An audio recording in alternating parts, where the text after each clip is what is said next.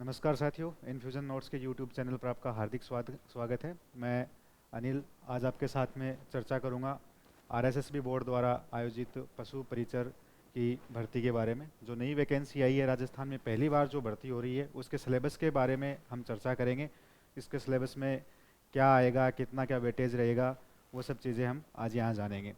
तो पहली बार जो भर्ती हो रही है अपने, इसकी जो परीक्षा की स्कीम है और जो पाठ्यक्रम है, इसके बारे में हम बात करने जा रहे हैं। इसमें एक पेपर होगा जिसके दो भाग होंगे, भाग ए और भाग बे। पहला जो भाग होगा उसमें 105 नंबर और दूसरे भाग में 45 नंबर। टोटल 150 प्रश्न होंगे, 150 नंबर के, और समय अवधि जो होगी परीक्षा की वो होगी 3 घंटे की। अब इसमें जो है सभी प्रश्न जो हैं वो बहुविकल्पीय वस्तुनिष्ठ प्रकार के होंगे और 150 प्रश्न होंगे 150 नंबर के। प्रत्येक सही उत्तर के लिए अधिकतम 1 अंक, मतलब एक प्रश्न जो है वो 1 नंबर का रहेगा। और इसमें जो नेगेटिव मार्किंग है वो होगी 1/4, 1/4 नेगेटिव मार्किंग इसमें दी गई है। प्रश्न पत्र में न्यूनतम 40 अंक लाना अनिवार्य होगा, मतलब आपको पास होने के लिए इस पेपर में कम से कम 40% नंबर लाना अनिवार्य है फाइनल मेरिट की दौड़ में शामिल होने के लिए। और परीक्षा का जो मानक स्तर है 10वीं तक का लेवल होगा। परीक्षा में जो प्रश्नों की जो लेवल होगा, किस लेवल तक के प्रश्न आएंगे, वो सेकेंडरी लेवल के जो प्रश्न है वो यहाँ पर आपको देखने के लिए मिलेंगे। अब इसमें हम बात करते हैं, जो पहला भाग है भारांक 70% लिए हुए हैं। 70% अंक इसमें हैं पहले भाग में, जो जीके से संबंधित है। जीके की जो बात करें, इसमें परीक्षा की तैयारी करने वाले, जो भी तैयारी करते हैं, जो भी स्टूडेंट, जो कांस्टेबल से लेकर यूपीएससी तक जो भी तैयारी कर रहे हो आप, खास करके राजस्थान की बात करें आरएएस तक की, तो जीके तो आप लगभग सभी पढ़ते हैं। तो वही भाग जो है वो इसमें ज़्यादा वेटेज लिए हुए है, जो 70% का है। 105 नंबर का टोटल होगा इसमें आपको दिया गया है। अब इसमें काफ़ी कन्फ्यूज़न आपको देखने को मिलेगा कि काफ़ी जो कई जगह आपको देखने को मिलेगा कि इसमें इंडिया जीके भी आ रहा है, वर्ल्ड जीके भी आ रहा है, वर्ल्ड ज्योग्राफी वगैरह। तो इसमें देखो, इन्होंने हाईलाइट करके रखा है कि राजस्थान राज्य के विशिष्ट संदर्भ के साथ माध्यमिक स्तर का सामान्य ज्ञान, जिसमें दैनिक विज्ञान, गणित, सामाजिक अध्ययन, भूगोल, इतिहास, संस्कृति, कला, समसामयिक विषय यानी करंट अफेयर्स आदि समाविष्ट हो, पर वस्तुपरक प्रकार के प्रश्न हो। वस्तुपरक प्रकार मतलब अवैध वाले वस्तुनिष्ठ प्रश्न आएंगे। तो इसमें कंफ्यूजन यहाँ आके आ रहा है, इसमें सामाजिक अध्ययन को लेकर के। लेकिन इन्होंने यहाँ पर लिखा है साफ साफ कि यहाँ पर आपको राजस्थान राज्य के विशिष्ट संदर्भ में पढ़ना है। तो राजस्थान राज्य को टारगेट करते हुए ही प्रश्न आएंगे। अभी तक कोई भर्ती पशु परिचर की पहले हुई नहीं है, पहली बार ये भर्ती होने जा रही है। तो बोर्ड से कई विद्यार्थियों ने ये जानने की कोशिश भी की कि सिलेबस जो है इसको आप थोड़ा और विस्तृत करें, लेकिन उन्होंने कहा जो है वो यही है, इसके अनुसार ही आपको तैयारी करनी है। लेकिन जहाँ बात आती है सामाजिक अध्ययन की, तो सामाजिक अध्ययन एक ऐसा नाम है, एसएसटी एक ऐसा नाम है जिसमें मतलब सब कुछ समाहित है। वर्ल्ड ज्योग्राफी भी है, इंडिया ज्योग्राफी भी आता है, लेकिन हमें खास करके टारगेट करना है राजस्थान राज्य के विशिष्ट संदर्भ में। तो इसमें दैनिक विज्ञान हो जाएगा 10th लेवल तक का, गणित हो जाएगा, और सामाजिक अध्ययन, भूगोल, इतिहास, राजस्थान की जो कला और संस्कृति है, और करंट अफेयर्स के जो टॉपिक हैं वो भी इसमें आपको देखने को मिलेंगे। इसकी तैयारी लगभग सभी स्टूडेंट जो हैं तैयारी करने वाले, वो इनको पढ़ा भी होगा और इनको पढ़ते आ रहे हैं। लेकिन जो दूसरा जो भाग है इसके अंदर, जो पशुपालन वाला भाग है, वो 45 नंबर का आपको दिया गया है। खाली जो एग्रीकल्चर सब्जेक्ट से जो संबंध रखते हैं, जो बच्चे एग्रीकल्चर विषय से हैं, वो इसमें पढ़ते हैं पशुपालन वाले भाग को, एनिमल हस्बेंड्री के नाम से जो आता है। और कई बच्चे ऐसे हैं जो एग्रीकल्चर बैकग्राउंड से नहीं हैं, तो उनको ये देखने के लिए पहली बार मिल रहा है। इसलिए इस पार्ट का जो है, जो भाग ब है, इसका रोल जो है वो महत्वपूर्ण हो जाता है परीक्षा में। अंक आपकी जो रेस है मेरिट लिस्ट में जाने के लिए, वो एक महत्वपूर्ण रोल अदा करता है भाग ब। तो इस भाग ब में देखो आपको क्या पूछा जाएगा, 45 नंबर का होगा, यानी 45 क्वेश्चन होंगे। एक प्रत्येक प्रश्न जो है वो 1 नंबर का होगा। इसमें आपको देखने को मिलेगा पशुपालन से संबंधित निम्न बिंदुओं का सामान्य ज्ञान, जिसमें प्रदेश के पशुओं की प्रमुख देसी नस्लें, इसमें आपको प्रदेश के पशु जो हैं उनकी प्रमुख नस्लें पूछी गई है। अब जैसे अपन बात करेंगे पशुपालन से संबंधित, तो अपने राजस्थान में जो पशु हैं उनको टारगेट करते हुए प्रश्न आपको पूछे जाएंगे। देसी नस्लों के बारे में, कृत्रिम गर्भाधान, बधियाकरण। अब ये जो पशुओं में कृत्रिम गर्भाधान होता है, बधियाकरण जो होता है, संकर प्रजनन होता है, जो एक नस्ल से दूसरी नस्ल के बीच संकरण करके और नई नस्ल बनाई जाती है। दुग्ध दोहन, दुग्ध श्रवण काल, पशुओं में दुग्ध दोहन जो होता है, दूध दोहने से संबंधित, दुग्ध श्रवण का जो काल है उससे संबंधित, स्वच्छ दूध उत्पादन से संबंधित प्रश्न पूछे जाएंगे।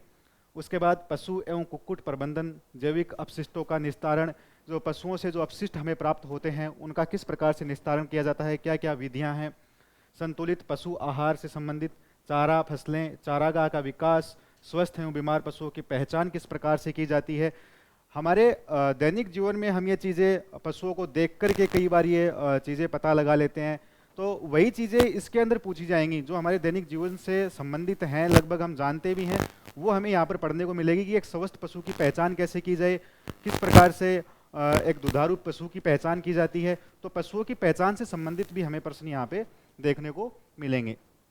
उसके बाद पशुओं में अंत एवं बाह्य परजीवी रोग, तो पशुपालन में आपको यहाँ देखने को मिलेगा कि जो पशुओं में रोग होते हैं, कौन कौन से रोग होते हैं, अंत परजीवी, बाह्य परजीवी, और उनका निवारण क्या है, वो सब चीज़ें भी आपको यहाँ पर पढ़ने को मिलेंगी। राज्य में उत्पादन, पशुधन प्रसार, भेड़ बकरियों का स्वास्थ्य कैलेंडर, ऊन, मांस, दूध व अंडों का देश व राज्य में उत्पादन। मतलब ऊन, मांस, दूध और अंडों का हमारे देश में और हमारे राज्य में जो उत्पादन है उससे संबंधित भी आपसे प्रश्न यहाँ पर पूछे जाएंगे।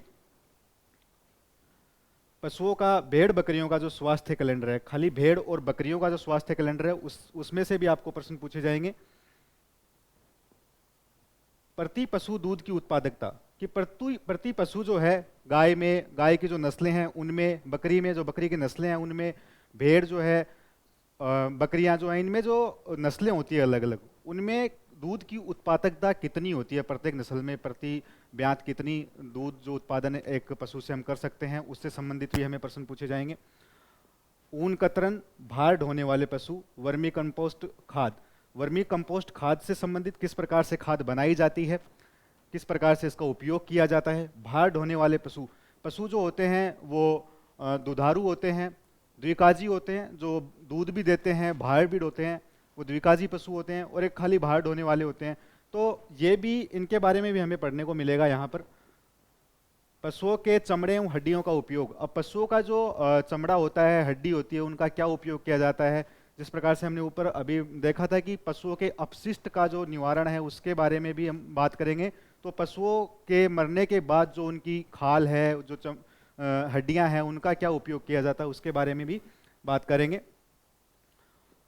पशुओं की उम्र ज्ञात करना, अब हम दैनिक जीवन में देखते हैं एक पशु को देख करके लोग अनुमान लगाते हैं कि इसकी उम्र इतनी होगी इतनी होगी। तो वो विधियां कौन कौन सी हैं जिससे हम ये अनुमान लगा पाएंगे कि ये पशु इतनी उम्र का है। उसके सींग को देखकर उसकी उम्र किस प्रकार से ज्ञात की जाती है, वो सब चीज़ें हम यहाँ पर पढ़ेंगे। पॉलीथीन से पशुओं और पर्यावरण को क्या क्या हानि होती है। दैनिक जीवन में हमारे पॉलीथीन जो है वो एक नुकसानदायक वस्तु है, उससे पशुओं और पर्यावरण को क्या क्या हानि होती है। पशु बीमा से संबंधित प्रश्न आपको यहाँ देखने को मिलेंगे, जो योजनाएं हैं पशुओं के बीमा से संबंधित। पशु क्रय करते समय रखी जाने वाली सावधानियां, हम एक पशु खरीद करके लाते हैं, खरीदते समय हम कौन कौन सी सावधानियां रखनी हमें चाहिए, उनसे संबंधित भी प्रश्न हमें यहाँ देखने को मिलेंगे। उसके बाद हम बात करें पशु मेले, राजस्थान में पशु मेले, हम राजस्थान के जीके में ही पढ़ते हैं कि पशु मेले कहाँ कहाँ लगते हैं, कौन सा मेला सबसे बड़ा है, कौन सा मेला सबसे ज़्यादा आमदनी वाला है। वो चीज़ें भी हम यहाँ इस भाग में पढ़ने को मिलेंगी और इनसे संबंधित प्रश्न पूछे जाएंगे। पशु गणना जो है 2019 में हुई थी, 20वीं पशु गणना, उससे संबंधित प्रश्न भी हमें देखने को मिलेंगे। गौशाला प्रबंधन, एक गौशाला जो है उसका प्रबंधन किस प्रकार से किया जाए, पशुओं के लिए अलग अलग पर्टिकुलर उनके लिए कितना क्या स्पेस होना चाहिए रहने के लिए, खाना खाने के लिए जो उनका होता है, भंडारण के लिए होता है, पानी पीने के लिए जो उनकी जगह होती है, उन सब चीज़ों का पशु जो गौशाला है उसका प्रबंधन भी हम यहाँ देखेंगे, उनसे संबंधित पर्सन भी आएंगे। साफ सफाई का उसमें क्या महत्व रह जाता है, गोबर मूत्र का उचित निष्पादन, कि पशुओं से जो अपशिष्ट गोबर होता है, मूत्र होता है, उसका निष्पादन किस प्रकार से किया जाए, उससे संबंधित। और पशुधन उत्पादों का विपणन, अब पशुधन से जो हमें उत्पाद होते हैं, जो हमें प्राप्त होता है, दूध प्राप्त होता है, ऊन प्राप्त होती है, अंडे प्राप्त होते हैं, मांस प्राप्त होता है, उनका विपणन, उससे संबंधित भी चीज़ें हम यहाँ पढ़ेंगे और उनसे संबंधित पर्सन हमें देखने के लिए मिलेंगे।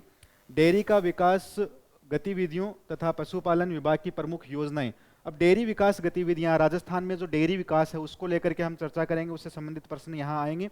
और पशुपालन विभाग की जो प्रमुख योजनाएं हैं, राजस्थान में कौन कौन सी योजनाएं चल रही हैं, भारत में कौन कौन सी योजनाएं चल रही हैं, खास करके राजस्थान के विशेष संदर्भ में, वो चीज़ें यहाँ पर मायने रखेंगी। आदि का समावेश हो पर वस्तुपरक प्रकार के प्रश्न हो। तो ये सब चीज़ें आपको यहाँ देखने के लिए मिलेंगी और इनसे संबंधित पर्सन यहाँ आएंगे। इनके लिए इन्फ्यूजन नोट्स की जो टीम है उन्होंने एक सेट तैयार किया है जो आपको देखने को मिला होगा, या वेबसाइट हमारी जो है infusionnotes.in, उसके ऊपर भी आपको मिल जाएगा। उसके अलावा हम इन चीज़ों से संबंधित जो पशुपालन वाला भाग है वह, इससे संबंधित इसमें जो भी टॉपिक हैं, इन टॉपिक से संबंधित चर्चा जो है वो हम समय समय पर करते रहेंगे। इसके बारे में हम आपको टॉपिक वाइज जानकारी यहाँ पर उपलब्ध करवाते रहेंगे और इन्फ्यूजन नोट से जुड़े रहिए, आपको इसी प्रकार की जानकारी मिलती रहेगी। धन्यवाद।